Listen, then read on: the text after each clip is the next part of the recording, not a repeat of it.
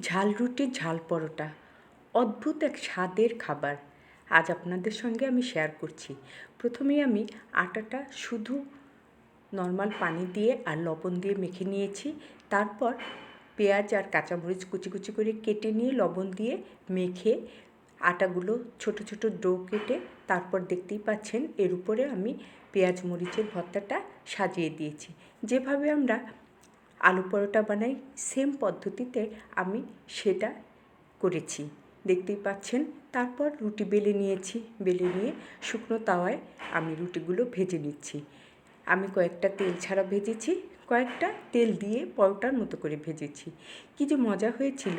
আসলে আমরা একঘেয়েমি খাবার খেতে খেতে এক সময় বোর ফিল করি। এভাবে যদি রুচিটা পাল্টানো যায় তাহলে খারাপ কী।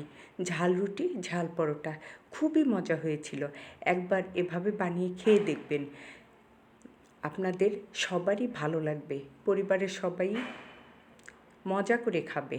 সকলেই ভালো থাকবেন, আমাদের সকলের জন্য দোয়া করবেন। সবার জন্য রইল শুভকামনা। এই তো দেখেন কি সুন্দর করে আমি সবগুলো রুটি আর পরোটা এভাবে ছেঁকে নিয়েছি। সকলেই ভালো থাকবেন। আল্লাহ হাফেজ।